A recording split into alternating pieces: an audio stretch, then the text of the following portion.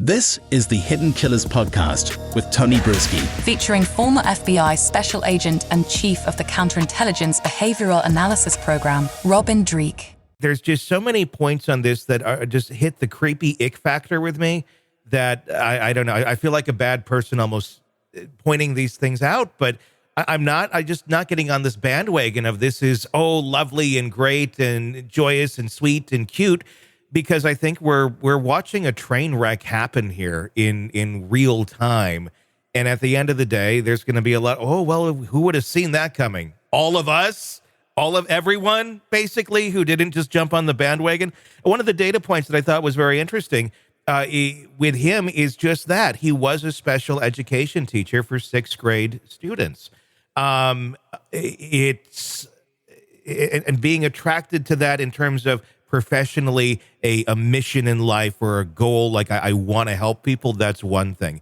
If I were a parent of one of the special needs children and I found out that the teacher is reaching out and engaging with Gypsy Rose Blanchard, someone who's only been portrayed as a special needs child, and this is an adult, my kid would be out of that school like that. That would not be the teacher anymore. And I'm imagining there was probably a handful of parents who said the same thing, because that seems like a very bizarre data point to be connecting. This is what you're into professionally. These are special needs kids. There should be no sexual component to any of this. And the fact that the first thing is like, oh, she's really cute. She's a special needs child, at least portrayed as that from all you knew. I don't know. I mean, this just seems like a very glaring data point of ickiness that is just kind of being glossed over because, they found love. I'm glad the school fired him. Yeah. Yeah. I mean, they did the right thing. I mean, you're 100% right on everything you're saying. There's just, it deviates from standard normal behavior. Completely. Time. And we can't say, because we don't have any other arcs of his life that we're seeing, but except her and his previous job. Mm-hmm. What caused it, what they're going to do from here. But yeah, I'm with you. It looks like it's probably going to be some sort of drama, who knows, train wreck, but there's going to be drama here, most likely, because you have people, everyone's healing from something, but it looks like they're making theirs on public spectacle. Yeah. I think the important thing that we do on our show here is what people can really take from this is that recognize unhealthy behavior so you know what to avoid. Mm-hmm. Because when you see these things, our first compulsion may be to celebrate and cheer her on because she's out of prison. She's been made whole again. She's found love. But never rush too fast sometimes. Take that second back and kind of slow down and say to yourself, what's going on here, and what's it really mean? What do we really need to do about it? What do we really know about it before we rush to a positive or negative judgment? It's what we do as researchers, scientists, and observers of human behavior. I found it interesting. Her whole family, her dad, the stepmom who's completely stepped in and up, and everybody that's trying to be a part of her life now that they know the reality of what's going on. None of them were for this marriage. It was, slow down. It's okay. He can be your boyfriend, whatever, but slow down. This is not a good idea. Something that comes to mind because just watching the dynamics of all of this, of like, why would she deviate from that? Is she that, kind of into herself, motivated just because of everything that she's been through, that she's going to go and do whatever she wants because now she has the ability to do that? Is that just in her? Would she have listened to the parents? Would she have not gotten married had the parents said, or had there not been cameras around, I guess is the question. That's the point I'm getting to, because it reminds me a little bit about the Rex Heuermann case and the cameras that are following around Asa Elrup. And I believe Asa believes that the cameras are there to tell her story. The cameras are there to have her slip up so they can eventually arrest her and put her away. That's the goal of that documentary. And to make money. And to make money. And if anybody thinks that's not the goal, they're sadly mistaken. Right. Same with the cameras here that have been following around Gypsy Rose Blanchard. They're not there for just the good and the warmth and let's get somebody's story out.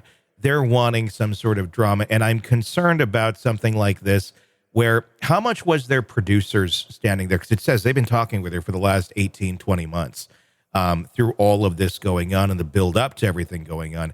How much of it was producers sitting there going, you deserve love, Gypsy, you can get it? Because if you listen to some of the interviews on that Lifetime doc, there's not a lot of objective opinion going on towards Gypsy. At least not that we've seen on camera. It's very much whatever you want. Let's just keep steering you and giving you energy to go down whatever random horrible road you choose, because you make such great judgments and choices. And I'm not, she's dealing with the cards that she was given. She's going to make bad choices. That's just a given. But then you have cameras and money and people fall. Yes, go do this. I am wondering if this marriage would have taken place had there not been cameras in front of her. We don't know. Yeah. Here's my hope for this situation, that I get I do my little granular things here, that I get a sense and a tingle of, hopefully, similar to the way healthy families raise their kids and their kids enter adulthood. It's very important for them to be able to get their life reps, as we say. Mm-hmm.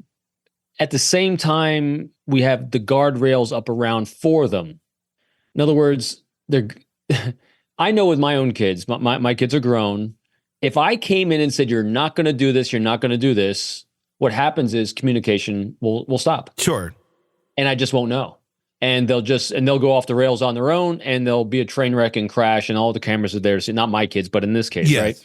And so hopefully, and this is another one of our life lessons to all our viewers and ourselves, is that hopefully we have that loving enough relationship, as we're hopefully seeing here, that there is communication between the family and her, so that they keep that open dialogue and open communication. As we say, trust is built on open, honest communication, transparency, and vulnerability. And if that is open and maintained, they're not going to be able to stop her in her compulsions that she's got to do to get out of her system. But hopefully they're close enough in their relationship to set guardrails around her for when she starts falling off this edge, they're there. Come back center again. And she starts falling off the center, come back center again here. So I am, in this case with her, I imagine she's just doing her thing. She's reacting to the world around her, I think. Yeah. And the family is probably like this, doing all they can to manage keeping a dialogue with her, and keeping guardrails really tight around her without her shutting them out. Because, I would imagine, me as a parent, I would fear that the press would align against me. And if the press aligns against me, that means she's going to align against me and everyone's going to shut me out. So I got to ride that balance. And so my hope in this one is family will save the day. Yeah, and guide her as she fumbles through her recovery from her life trauma. Yeah, and I hope the same. And it does seem that they are there now, finally, and hopefully that will be the case, because she will fumble. That's just it's to be expected. It'd be shocking if she didn't, just from what she's gone through. Finally is a fascinating word to use too. And so if you use that word finally, that means other people have used the word finally, and maybe Gypsy Rose herself has used that word finally. And finally can also build resentment because you weren't there before. Yeah.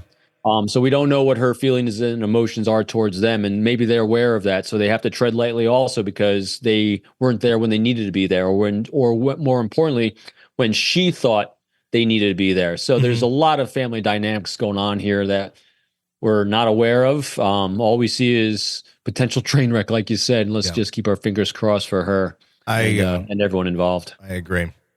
Want to listen ad-free? Want advanced access to all of our interviews before anyone else?